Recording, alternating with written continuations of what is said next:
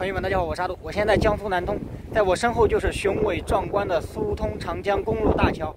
听说南通这边停了一艘航母，是之前从深圳那边拉过来的明斯克号航母，在深圳之前是一个主题公园可以参观的，带大家看一看。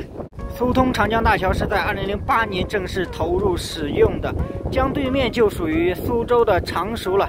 这一块的长江江面比较宽阔，因为再往前走呢，就是南通的海门启东，那里就到了长江的入海口处了。这会儿风比较大，吹得挺冷的。再往前走几百米就到了，带大家近距离的去看一看。之前在天津的时候也参观了基辅号航母主题公园，那也是相当的震撼。苏通长江大桥上的车流量非常的大，感觉上面都堵车一样。近距离的看苏通长江公路大桥真是非常壮观呀！当时也是我国在建桥史上工程规模最大、综合建设条件最复杂的特大型桥梁工程之一。这是一座双塔斜拉桥，明斯克号航母就在前面了，停在苏通大桥的旁边。现在整个园区还没有开放呢，也没有建设。拉到这里也就是要建设一个航母主题公园，在深圳那边也是作为航母主题公园进行观光的。近距离的看真是非常庞大呀。在得到了工作人员的许可下呢，我将用空中的视角带大家看看这艘沉睡的海上巨无霸。首先说一下，这里并不涉及泄密，这艘航母目前已经停在这里4年之久了，这也是工作人员刚刚讲的。把镜头拉近一些，我将用不同的视角带大家详细的看一看这艘航母，并且了解它的前世今生。如果有朋友开车从苏通长江大桥经过，一定有看到过这艘航母停在这里，非常的显眼呀。明斯克号航母是前苏联发展的第2代航空母舰和第1级搭载固定翼舰载机的航空母舰，也是世界上第1级搭载垂直短距起降战斗机的航空母舰。1972年12月28日在尼古拉耶夫造船厂开工建造，1975年9月30日下水，1978年9月27日服役，后面因为种种原因在1992年5月30日退役。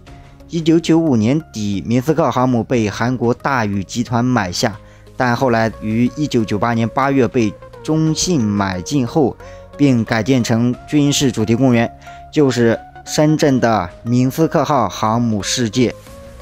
当时也是中国乃至世界上第1座以航空母舰为主体的军事主题公园。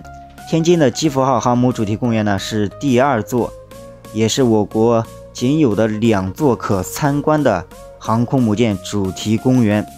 在深圳开园了10多年的时间，可以说是赚得盆满钵满。前段时间我还看到了一个新闻，明斯克号在深圳开园之后1年能给景区赚多少钱，这个数据我忘了。当时有很多朋友都去参观了，节假日的时候都是人满为患，平时人也不少。相信看到这个视频的朋友也有在深圳去参观这艘航母的。在2016年的时候呢，深圳的明斯克号航母世界宣布停业，后来就拉到了南通的苏通长江大桥旁边，这是某集团花了3亿元买下来的。拉到这里呢，也是要打造一个航母主题公园，据说是投资100多亿。整个景区占地上千亩，先后分为1期和2期，1期会投资30亿，2期投资100多个亿呀。前些年就已经说要动工了，但目前来说还没有动静。据说是在今年开始建设，在2021年的时候1期就可以开放了。从高空俯瞰，真的是一艘海上巨无霸沉睡在了长江的边上。整艘航母的长度是274米，最大宽度47.2米，相当于3个足球场大。吃水的深度呢是10米，舰高有68米，相当于22层楼高。如果你近距离的看，能够感受到它的庞大；远距离的看，就显得有些渺小。它的满载排水量是42000吨，飞行甲板的长度是189米，飞行甲板以上就是舰岛，是有9层，飞行甲板以下有11层，舰室有2000多间，载员1500人。在之前服役的时候，舰载飞机是有36架，其中有24架是雅克38。雅克38就是垂直起降飞机，在天津的基辅号航母有看到模型。如果没有看到过视频的，可以搜一下我在天津拍的基辅号航母完整的视频。在天津参观航母的时候，从内到外我都有完整的拍摄过，它的门票也是挺贵的，200-300块钱呢。在这里打造一个航母主题公园，以后的门票应该也不便宜，主要是为了提升南通的旅游知名度。目前说南通的旅游好像就没有什么知名的景点，南通的景点呢，比较出名的就是狼山。狼山被誉为江海第一山，佛教8小名山之首，还有南通的濠河也是一个国家5级旅游景区。但这些呢，实际上在全国来讲知名度并不是很高。如果这一艘航母主题公园打造完成的话，那么在全国我估计都会有很多朋友来到这里进行参观，尤其是江浙这一带。而且过了长江，对面就是上海了。据说这艘航母打造的主题公园呢，也是要对标上海的迪士尼公园的。